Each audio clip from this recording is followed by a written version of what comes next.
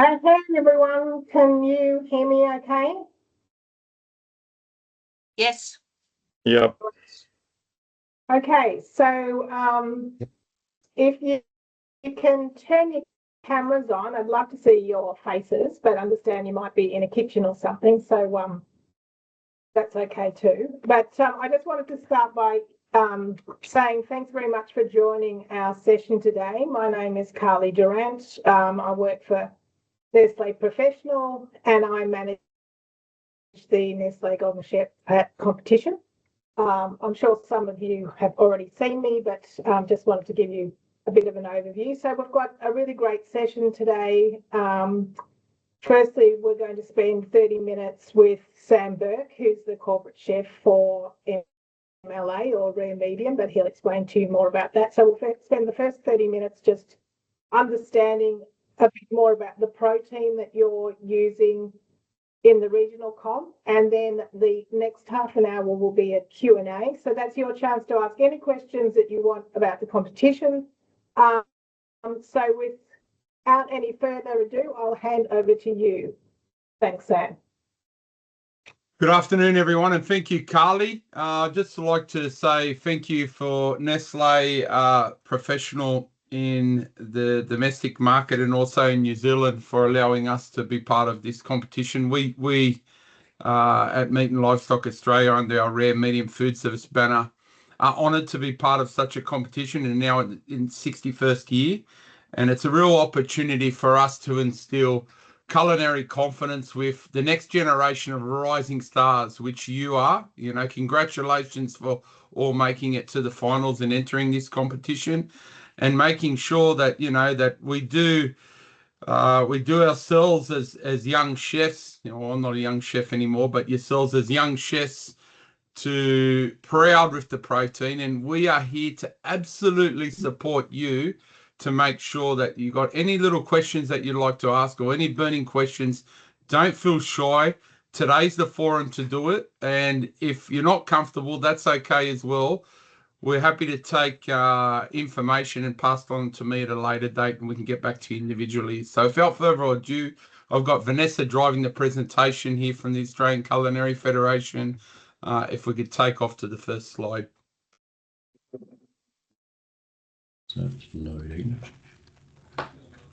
Can you not see the first slide? Yep. We have got the first introductory slide. Yep. Okay.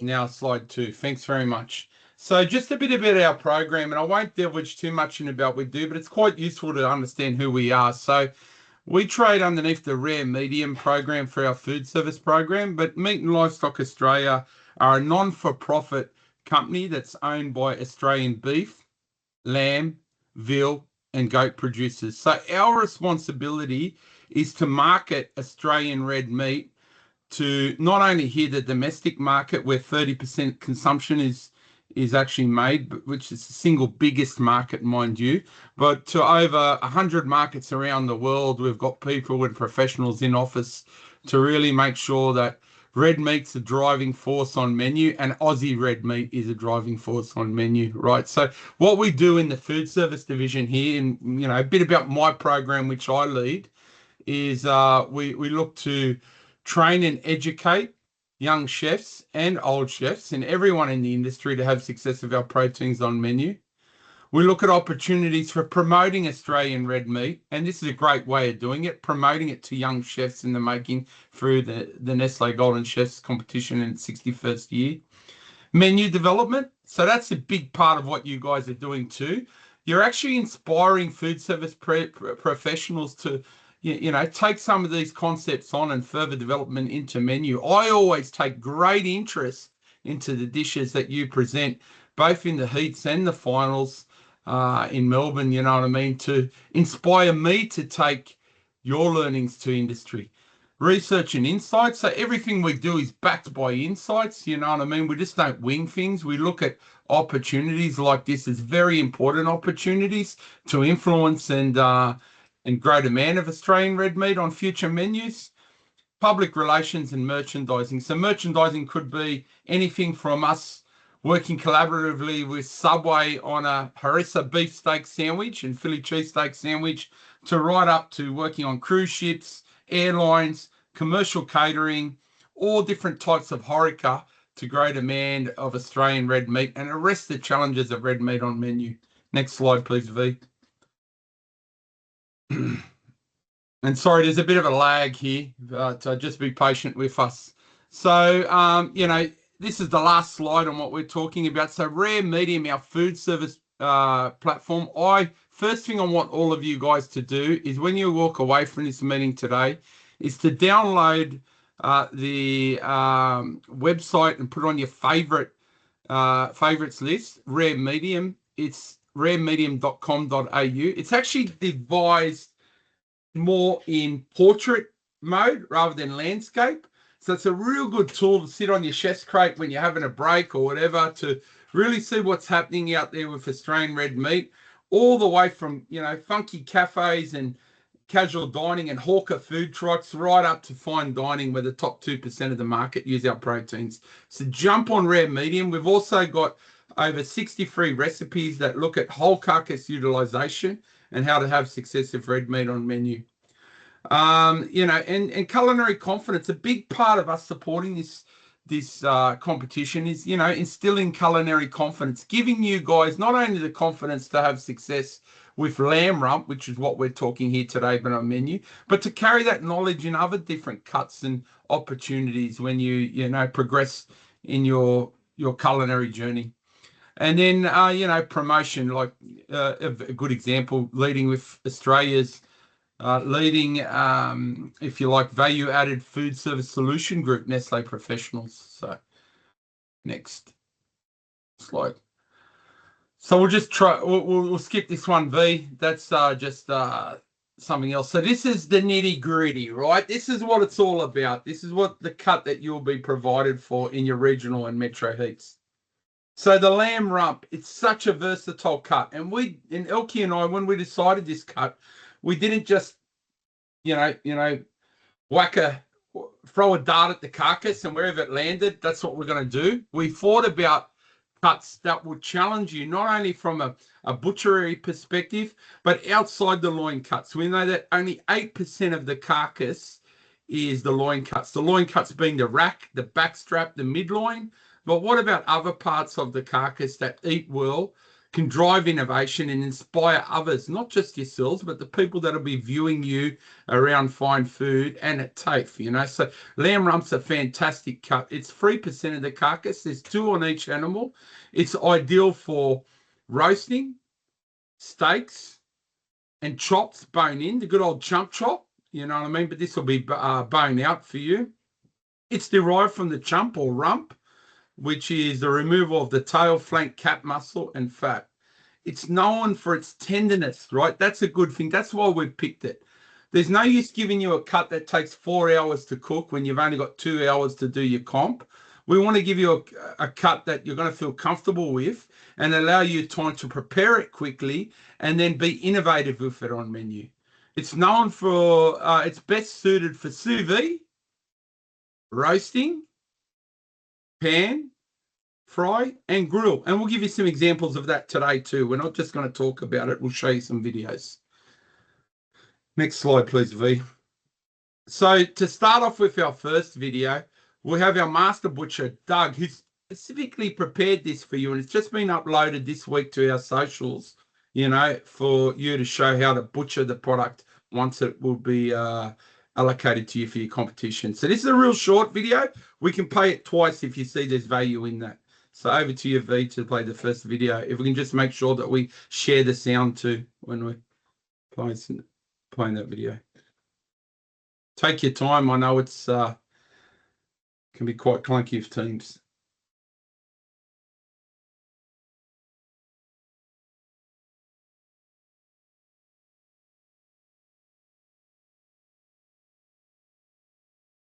Sorry, I'm just trying to get it up. Just give me 1 second here.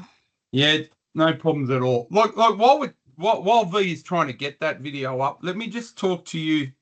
Here we go. Yeah. We just roll that back on the menu screen, V. Is And the it is sound, quite sound difficult with working Teams. okay? No, we can't hear the sound. So when you share, if you just toggle on the sound button, so you might have to disengage and then share Stop again. sharing. Share. See, we've got plenty of time to go through this. So just.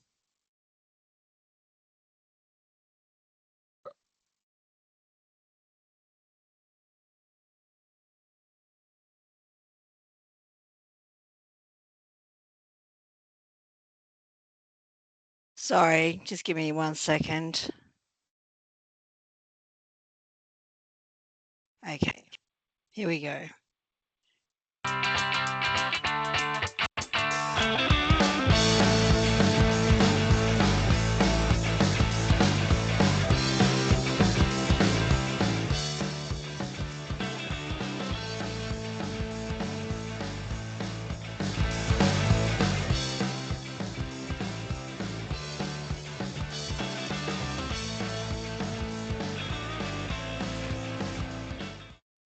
Now, you won't be just given that and showing 10 seconds. Would you like to just play it one more time, V, if it's worthwhile? Sure. You only go, and then at the end of this presentation, we will hold this, send this presentation to the Australian Culinary Federation. It'll be shared with each of you individually, so you can watch it as many times as you want. But it's quite, I'll walk you through the process as well. Sorry, I just shut down the window. Just give me a sec. Yeah. Okay, here we go.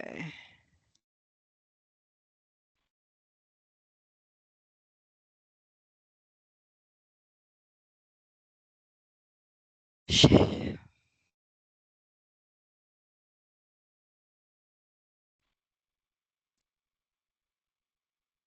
All right, we just wind the menu back and just press play. Thank you.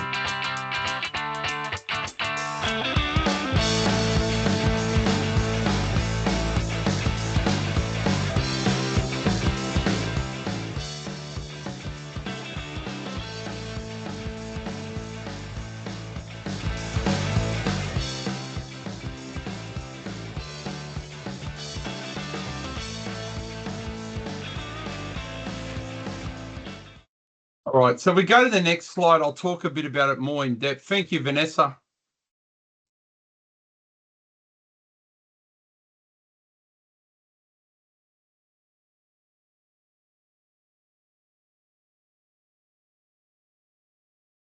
Great, that's fantastic. So you would have seen on the video, it's quite quick, but there's essentially you'll be getting a 350 to 450 gram piece by two. Okay, and you might say, wow, well, that's a lot. That's nearly 800 grams of meat. And there's a reason for that, right? Because a lot of it is cap-on fat. And then what it is, there's a tri-tip that's attached to it, right? So essentially you'll be getting something like the second image to the right. Now you can do two ways of butchering it. You can do the lamb rump steak like Doug, our butcher, did, where he just, if you look at the last image there on the right, where essentially he cut them 2 centimeters thick, and I think he got 2 or 3 portions out. Or you can remove all the fat off, which is essentially with your boning knife, just putting it underneath on a 45-degree angle, and you can actually rip it off with your hands. It very easily detaches from the muscle. Or essentially, you can even leave it cap on, which is not a real bad idea either. So the next 2 videos that we'll show you is a technical video of how I actually cooked it cap on. And why did I do it cap on? It's because I got a nice render and caramelized fat, almost similar to a duck breast, if you like. And it just added to the flavor and presentation on the plate. Now, you might be freaking out, well, I'm judged on my waist. Well, we need to be a bit sensitive, ACF here in the room here, about the cut, you know what I mean? Ultimately, I can't breed 200-gram lambs, you know, that have that ideal portion on each cut, right? And I'm sure it's to show a bit of skill set too for the young participants in this meeting. But you know, us as chefs, we've got to think, well, what can we do with that fat that we've just removed or that extra meat? I can make it into a lamb stock for my jus. I can use it to render down and use it for, if you like, tallow in the cooking process. You know, there's a lot of things I can do as an operator rather than just putting it in a waste bin. So that's my tip to you, whether you denude it or whether you denude it means fat off or whether you leave it cap on. You know what I mean? If you're going to denude it and have rump cap fat off, think about what you're going to do with that fat cap rather than just putting it in the waste bin. For me, I would, just giving you a chef's tip here, I would use it as tallow to maybe roast my vegetables or render down to cook my lamb and get a nice Maillard reaction on it. All those things are available. It's up to you to not only do that, but spruik it when you're talking to your chefs and when you're competing in the metros. Talk to the judges about why you've done that, right? Because, from a person who's judged competitions before, that's what I'm looking for. Not only innovation on the plate, but what have you done to sustainably use the cup? We all talk about sustainability, but the main sustainability is what goes in the bin. Because you could process everything you like, but if you don't utilize the product carefully and you waste it, that's the biggest waste of product of all, because an animal's had to die and we've had to produce that all the way through the supply chain for that pit to go into the bin. So have that in the back of your mind as participants. Next slide, please, V. Now, this is just a simple lamb salad that I did for our consumer website, for everyday consumers to have success with lamb, but it talks about the technical commercial cookery aspects of lamb, which I want you to hone in on. So if you could take the time, that's where it's located, just on the left-hand side of the carcass, just in front of the leg, as we move to the forequarter of the carcass, that green area. So V, if you could just bring that video up and just make sure that we toggle on the sound, because that's quite important before you share. And then we'll look at quite an old video of me when I had brown hair, making a lamb dish utilising the rump. I'm Sam Burke, Corporate Chef for Meat and Livestock Australia. Today we're going to be showing you how to make a beautiful salad with Australian lamb rump. So I have 2 Australian lamb rumps here, which I'm going to score. So I'm just doing incisions horizontally, both ways, just to pierce that lamb skin. Now I've got some rosemary and olive oil that I'll just base the top of those lamb rumps with, and I'll season with some salt. Now our lamb rumps are ready for the pan. I'll just place some more oil into my pan, followed by my lamb rumps skin side down. For flavour, it's important to get a nice sear on our rump cap.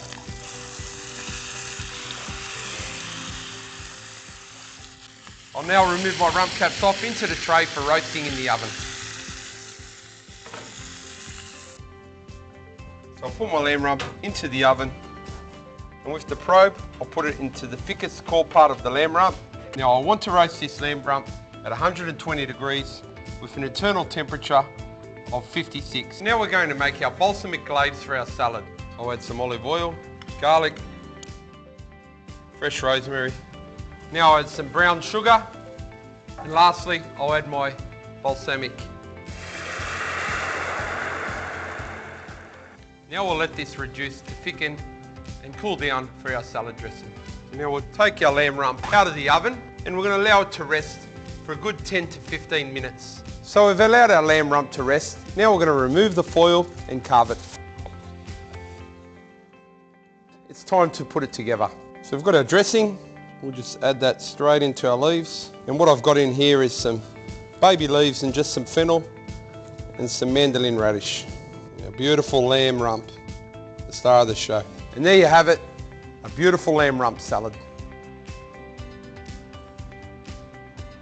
Okay, so just ignore the salad, right? Because obviously you're going to do a plated dish. But the main points I talked about in that video were, 1, getting a great sear on the cap. See how I got the pan scorching hot?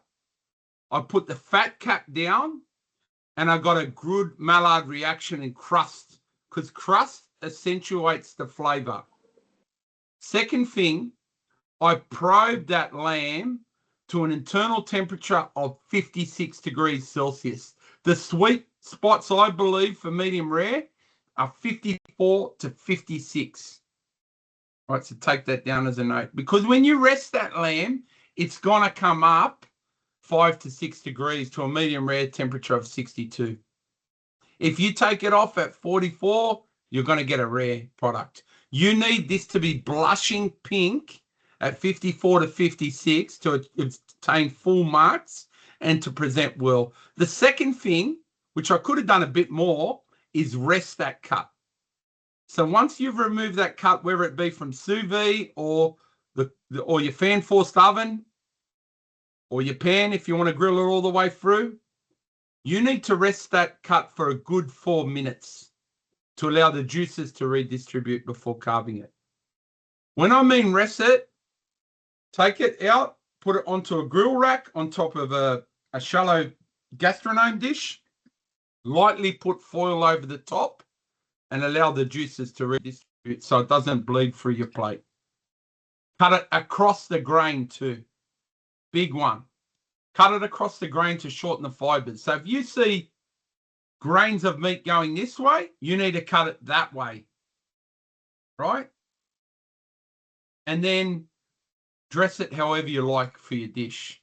So that is a simple way. You can sous vide it if you like to the internal doneness. You can reverse sear it if you like to the internal doneness and then give it a heavy sear. Or you can sear it at the top and go for low heat in the combi oven to bring it up to internal doneness of 54 to 56. Am I clear on that? So reverse searing is kind of like the opposite. It's cooking it at a very low temperature to the internal doneness, then giving it a hard sear before service. And when you're reverse searing, you don't have to rest it because you've already cooked the internal doneness of the product. But for me, if I was in a competition and I wanted to multitask, I would probably sear it and put it on a low heat in the oven till I get my internal doneness and roast it. Because if you're going to be grilling it and you're going to be pan frying it, you're wasting other time where you could be multitasking and doing other things on your dish. So this is just my tip. Sous vide it if you want, but if it was me, to show technical skill, I'd pan sear it hard on a pan and I'd roast it at a low temperature of 120 degrees in the oven till I hit my internal doneness and then rest it and carve it across the grain. Why? Because that allows you more time to get on with your prep, but make sure you keep an eye on that temperature and you don't overcook it. You've got 2 rumps for 2 portions, more than enough meat. So take your time with it, trim it properly. If you're going to trim it, larder trim it. I'd leave cap on. That's only my individual preference, but you do what you think is best. If you want to take the cap off, there's no problem with that as well. All right, it'd probably look better in some aspects of plating. We're all different. We've all got our own ideation, and that's what is so good about these competitions. We learn from each other.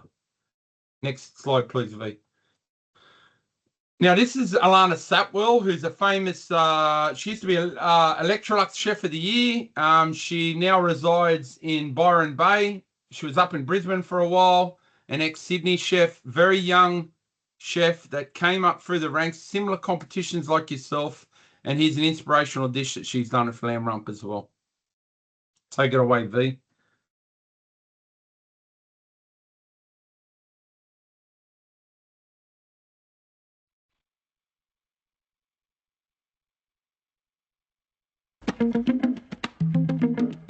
Banger.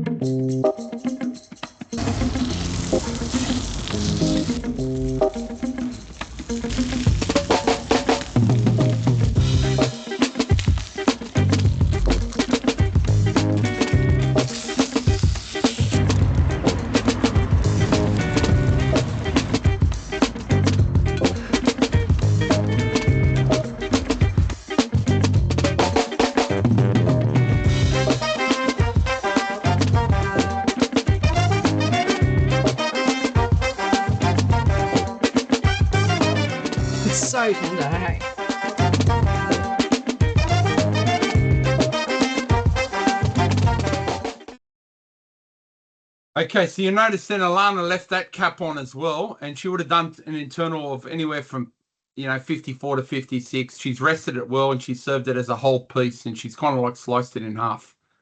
You don't have to do that. You can fan it, you can slice it into pieces, you can serve it as a whole. For technical skill, I'd probably slice it to show the degree of doneness inside the dish. But then again, that's my take on it. You're free to do whatever you like. So I didn't want to bore you, but that's quite succinct. We are here to help you. I'm not just walking away from this meeting. If you need some advice, you either contact Julie, who's on this call, who the Australian Culinary Federation have got direct access to, and is also a qualified ACF judge who will be judging the Metro heats at Ryde TAFE, or myself. So we wish you good luck. Competitions are about growing, doing yourself proud, putting yourself out there and learning and growing from it. This is one of the best competitions that I have seen, I believe, in Australia, and we're thrilled to be part of it. And we wish you the very best of luck with Australian lamb on your plate for the Metro and also regional heats. Any questions, please? Don't be afraid. Any questions is a good question.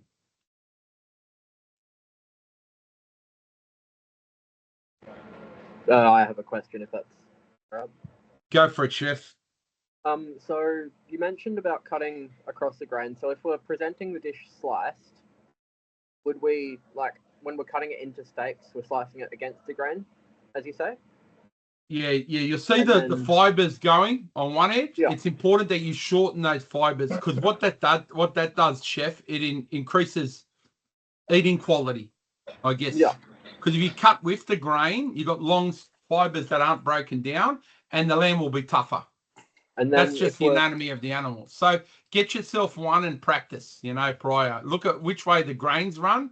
Look at the identity of the cut, and just butcher it across the grain. Yeah. So you're cutting those fibers shorter. Yep.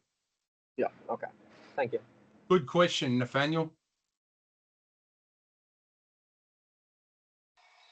Sorry, I've got a question. Who's that? Is that Charles? Yes, it is. I'm just wondering how much of the cut we'll have to clean once we receive it. Like, what point of cleanliness will it be? So you'll have it full cap on, depending on the butcher. We provide them with what we call a Handbook of Australian Meats specification number. So it's up, you know what I mean?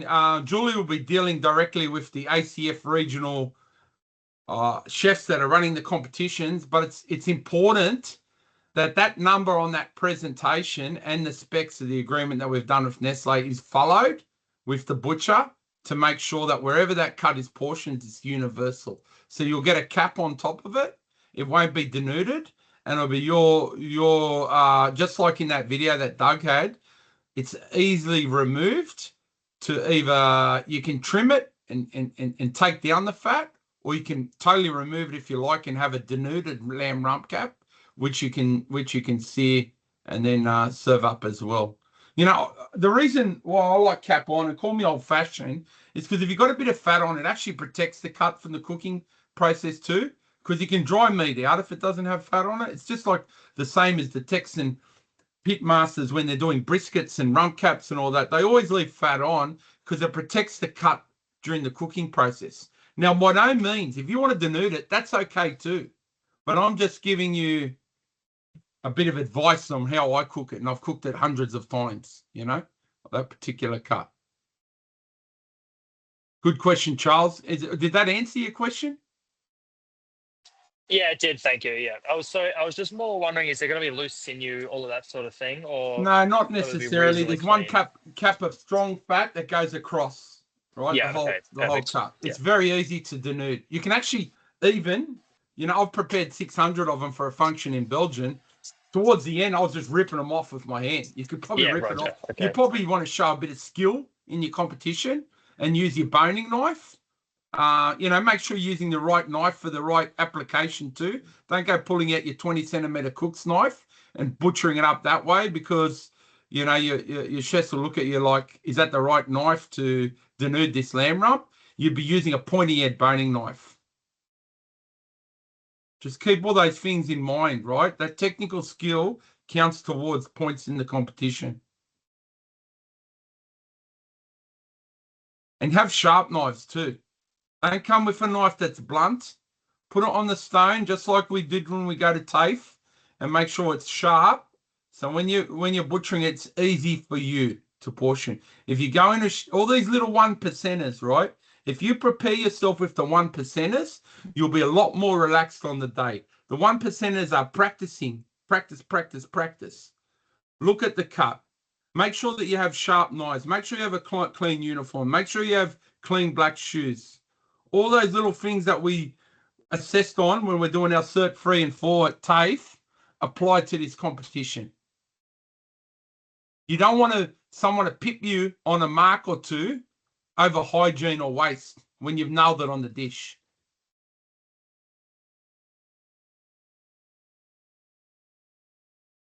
Anyone else? Have I talked enough? I have a question regarding on the day. Ismail, is that you? Yeah. Yeah. Go Are ahead. you able to bring in your own applications, like a smoke gun? I won't answer that question. I'll let the ACF take that. Yeah, so we're going to move on shortly to any questions regarding the competition. So if you could just hold those. Are there any final questions for Sam just before we wrap that section and move on to the general Q&A? I have a question. Sure. Hear me? It's Gustavo. Go ahead, Gustavo. Yeah, you said so when we cook the lamb rump, you said to take it out around 56 or 54 degrees, like internal temperature. Wouldn't the residual temperature keep heating it up, like cooking it? That's correct. It will. Yeah. Depending on how hot the oven is, it'll still shoot up. So if you've got an oven scorching at 240 and you hit that residual temperature, it's going to rise a lot higher than an oven at 120. That's hence the reason why I cooked it at a lower temperature after I got the sear on the cut. Okay. Look, if you want it to be safe, you'd sous vide it. Okay. And then sear it at the end. Just to make sure. Okay, cool. Sam, good you question. said No question. yeah. Silly question. Yeah. The perfect end temperature, you were aiming for 62, is that correct? Around about. Are you talking to me, Elkie? Yes, Sammy. I think you mentioned before the end temperature after resting should be around Look, 62. it depends on the look. At the end of the day, Elkie, it's up to the chef if what doneness they want to send it out. I'm just saying when I roast it, I take it to 56 and 54, and I've done functions for 1,000 that way, and it's always worked. You know what I mean? Yeah. But it'll rise to about 62. But Gustavo had made a very good point. If you got an oven scorching at 250, 300 degrees, you hit that internal mark versus an oven at 120 degrees, it's going to keep rising higher if it's coming out of a hotter oven. Yep. Okay, awesome. Thank you. Excuse me, Chef. I've got a question as well about the Yes, presentation. Rose. Go ahead. Sorry, I didn't quite understand. How many plates do we need to prepare for the judges for the final service? One 2 or dishes. Two.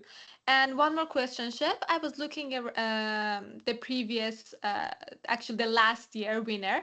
So she presents a dessert as well. So do we need to cook a dessert as well, or it's just hot food? That's it. I'll let Elkie answer that. Hi, yeah, it's 2 of everything. So it's all on the website. You can refer back to what's expected, but there's some really good tips and tricks on the website. It's 2 of everything. You're serving 2 portions of each, main and dessert. Main and dessert. Thank you very much.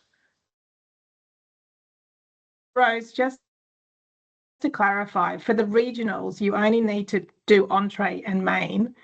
If you're referring to the winner last year, in the grand finals, you need to do entree, main, dessert. So for regionals, it's only entree and main. Yes, sure. Thank you. Understood. Okay. All right. I think we might move on now if everyone's happy to do that. Thank you so much, Sam. I think that was a really great session for everybody. Just to be clear, we're going to record this session and all the videos will be available on the Nestlé Golden Chef website. We'll post up all the videos, and also we'll share them across our socials as well. So you can refer back to them.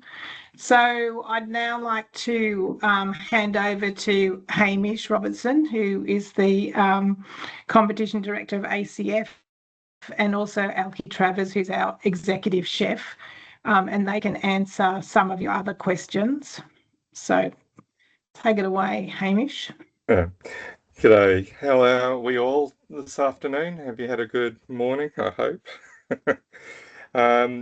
I'll just reiterate, it is actually a main dessert, according to the website.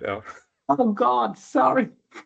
Don't listen to Guys, me, so guys. you are doing... Yeah, I did do my homework, Carly. I did read I did everything. too. Right, I'll be quiet now. So what are we doing?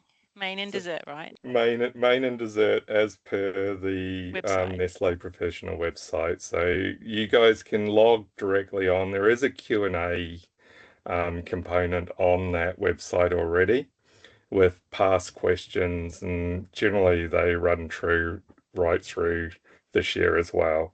So just have a look at that as well, but happy to answer any questions as we go. We will take these questions and add them to extend the Q&A list on the website as well. So can we open up? We had a couple of questions start, so let's see where we end up with some now. Is there any to come? Silence. Hamish, there was two pre-submitted questions from Instagram, if you just wanted me to run through. So there was one from Charles Victor 711. They asked, can we bring our own herbs if the herbs are not on the list? And then what is the best way to cook lamb rump, which Sam would have covered, but just on the herbs. Yeah. So the herbs, technically you can't bring any ingredients in apart for the gelatine that is listed on the ingredients list.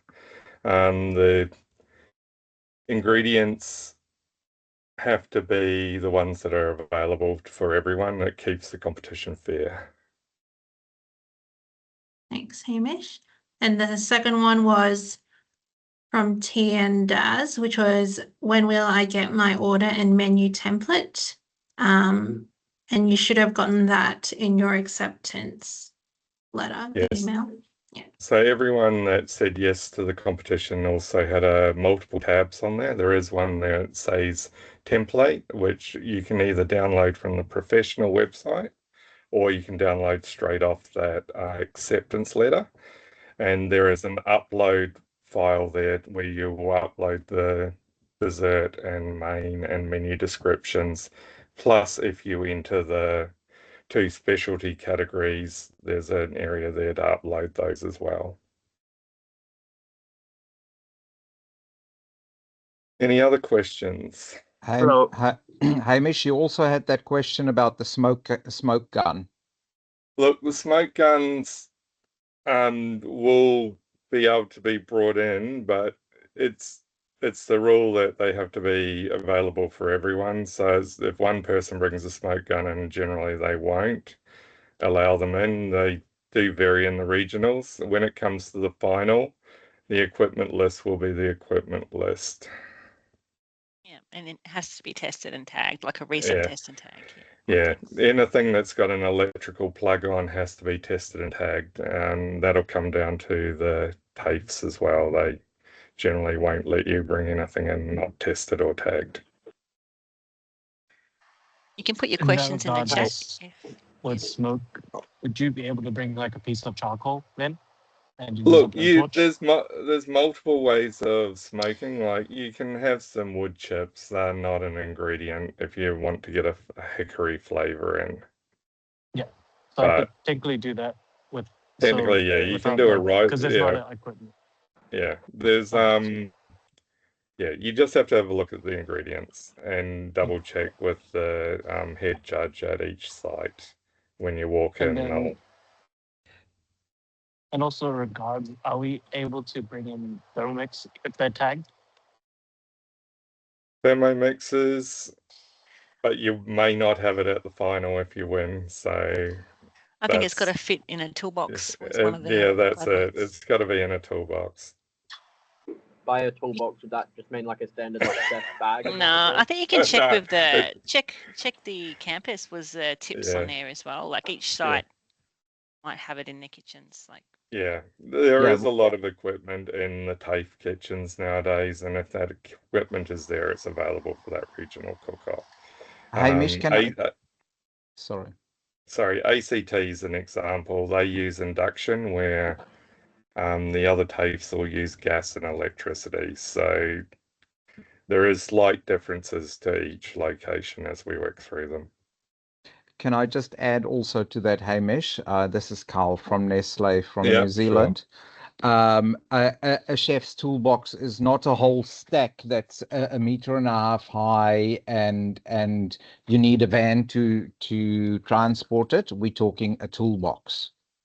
Let's say it's not to be a 40 litre. If you were to look at something that's equivalent, and in most competitions, it is a 340 high gastronome, standard gastronome size, but a tall one. That's really, if it fits in that, you can pretty much bring it. If anything else is over the top. Do you know what I mean by that in size, guys? Yep. So you have your knife wrap, you'll bring in silpat mats, silicon molds, all that sort of stuff. If it fits in a tall gastronome, that's fine.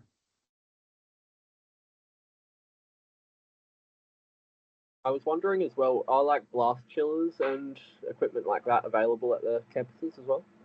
yeah, I read no this year. Is that right, Hamish? Yeah, I believe it was a no on that one this year. And ice cream machines as well, not available. Yeah, not available.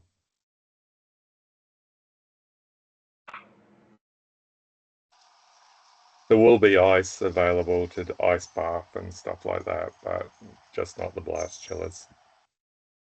Will we have access to the dish sink to wash equipment? Yes, you'll want to clean as you go, especially if you're reusing equipment. And yes, the kitchen has to be left clean and spotless at the end of it. A lot of the TAFEs now have dishwashers in them for the final clean of all their equipment to meet sanitization.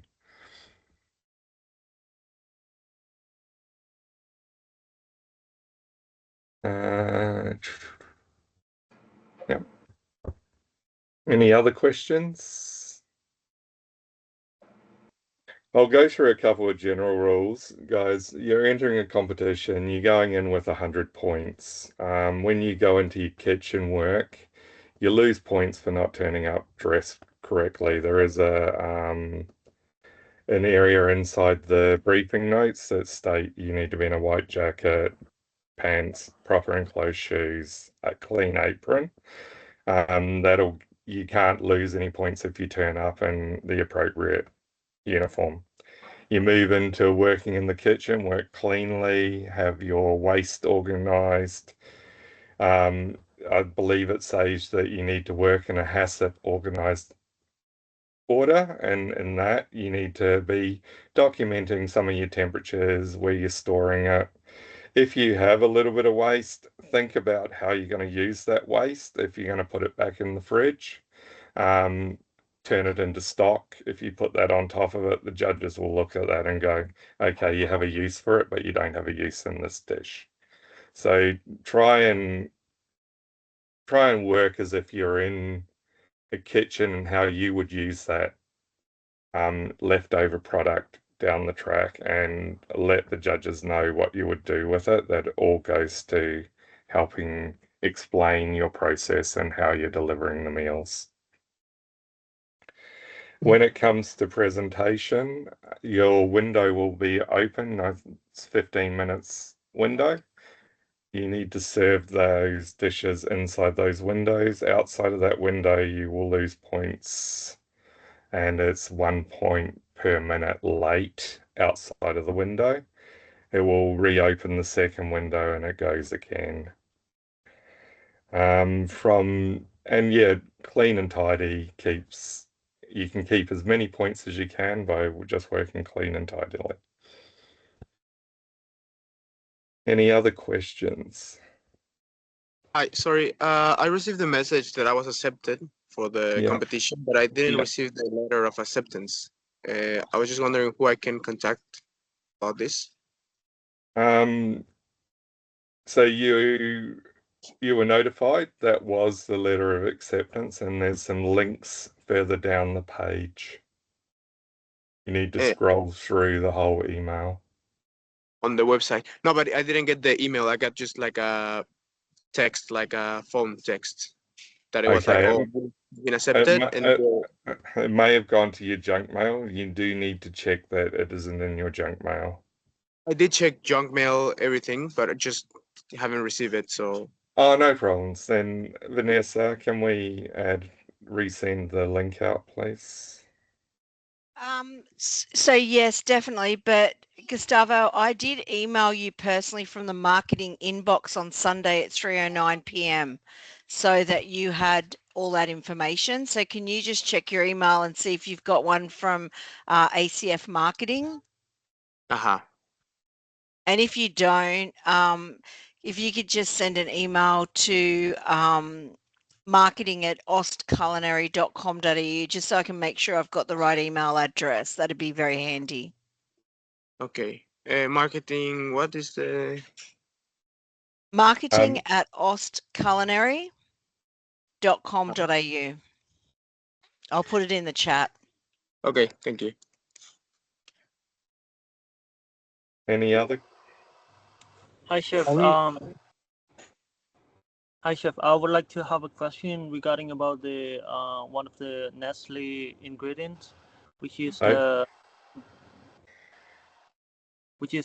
coffee beans. I want to ask if I will be able to receive like the ground coffee beans instead of the whole one.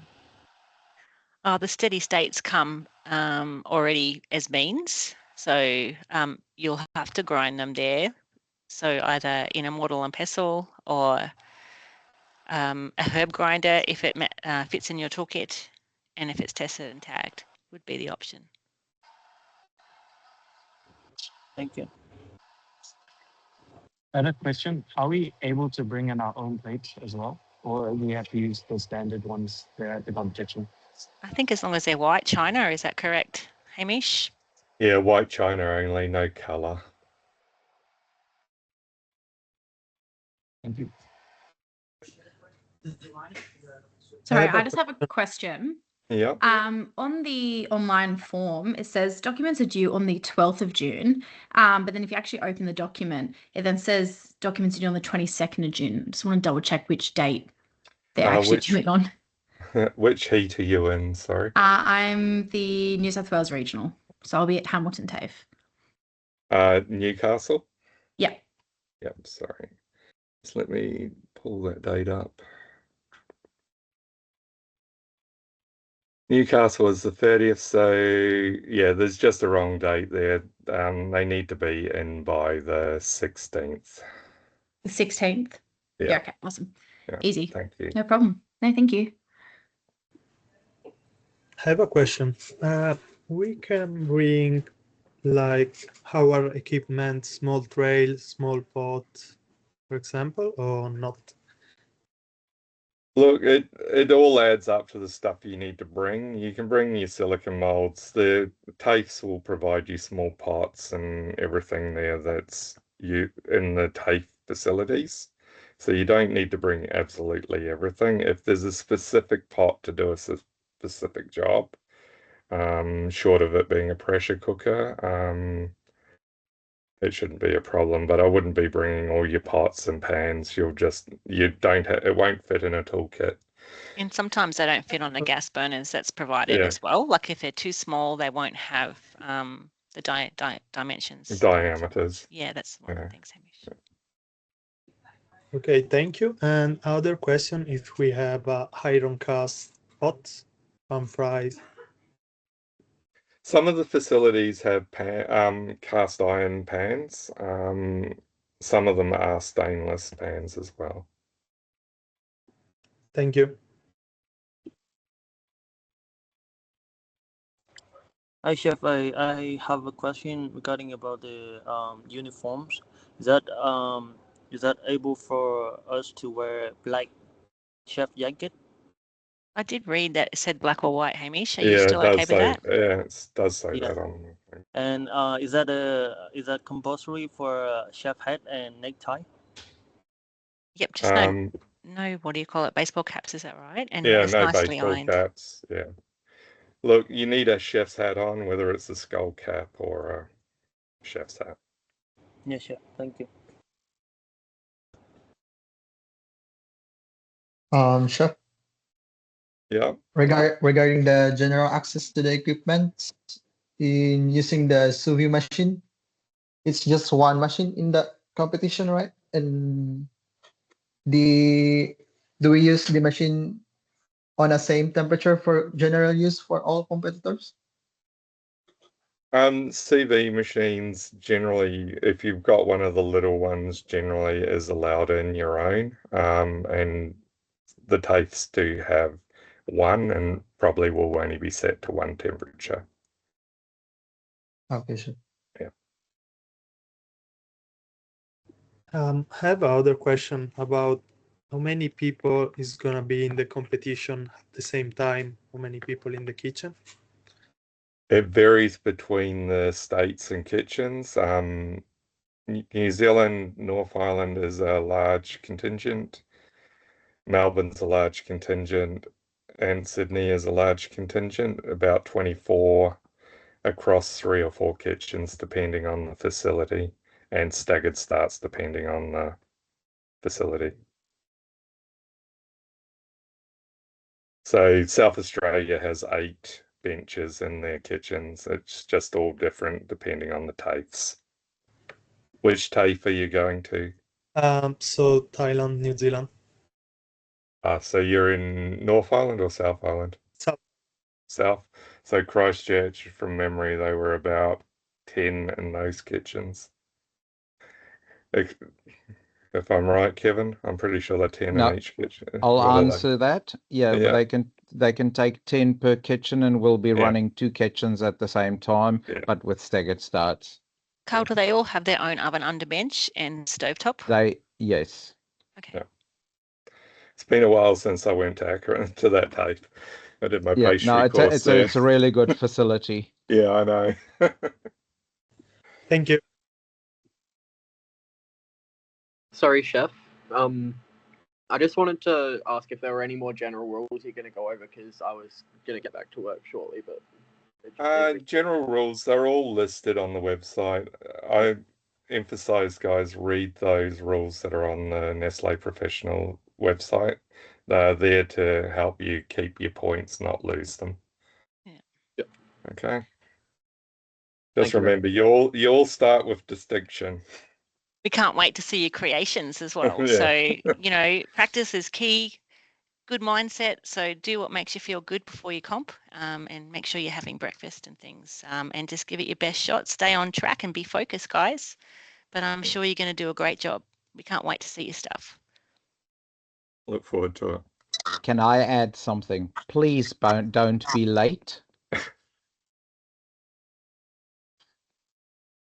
I was just going to add one more, that please have a look at those documents. The sooner I get the ingredients lists in, the sooner I can build the document for the States and New Zealand. And my best tip after you, Hamish, after you. Yeah. And then the recipes and stuff, I'd like them in sooner than later, but you've got a little bit more time, but the ingredients are essential 2 weeks out.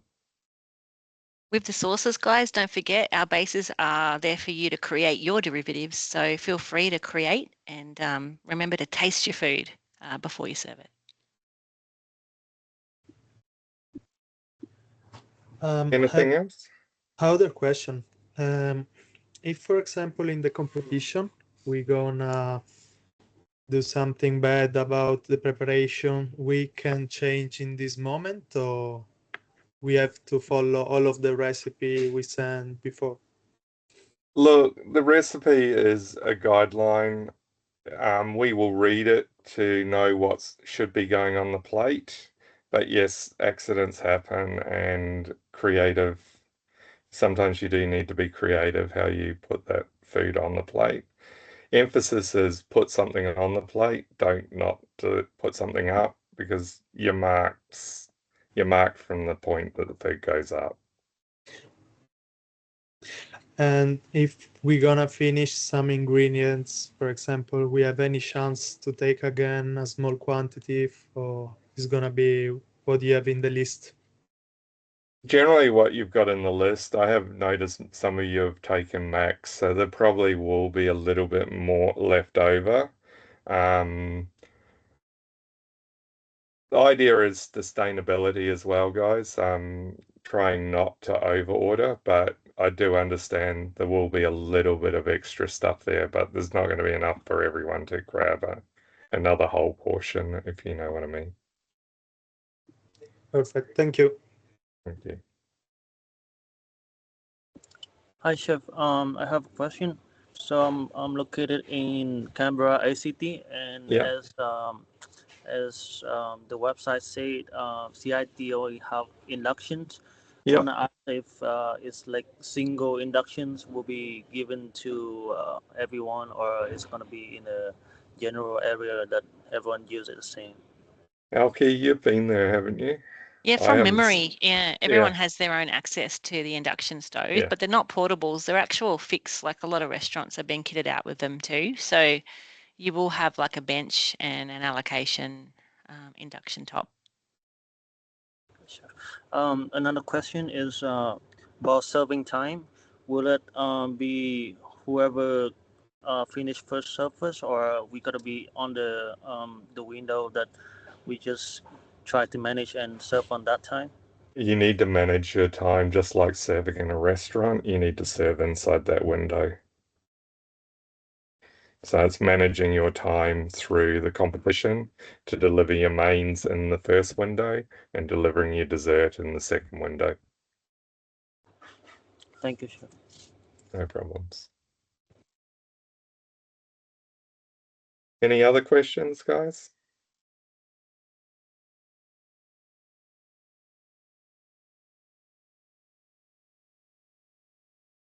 Just checking there's nothing in the chat.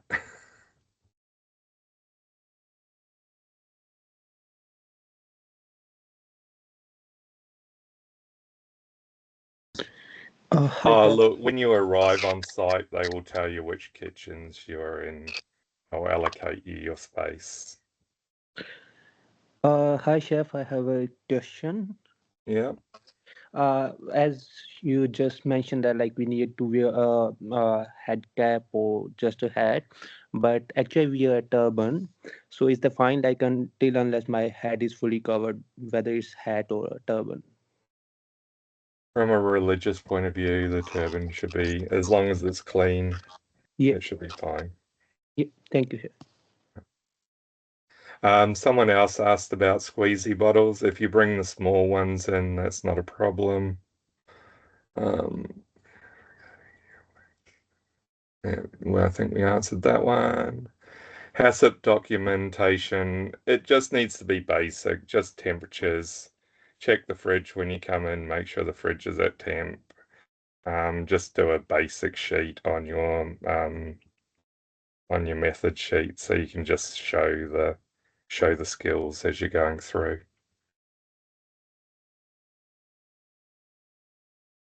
Emulsion blenders, they will be available, but if you want to bring your own stick blender in, again, as long as it's tested and tagged. Has anyone not got their questions answered? I think bring your stove lighters too. That's probably the most thing. Stove lighters and timers, I see the most things people tend to forget. The batteries for the timers and stuff. Most of the time they're lit before they get there, but some of the kitchens may not be.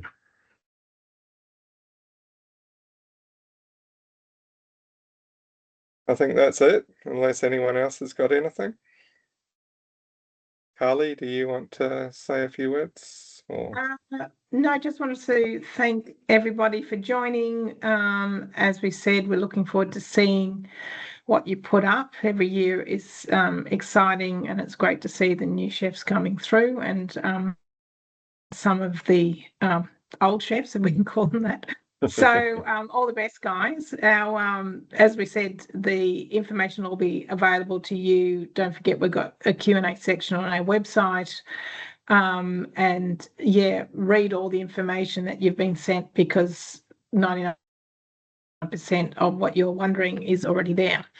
But looking forward to seeing your results, and thanks everyone for joining. Thanks. Thank you. Thank you. Look forward to seeing you all. Take care, guys. Good luck. Bye. See ya. Yeah, See good ya. luck. Have fun with it.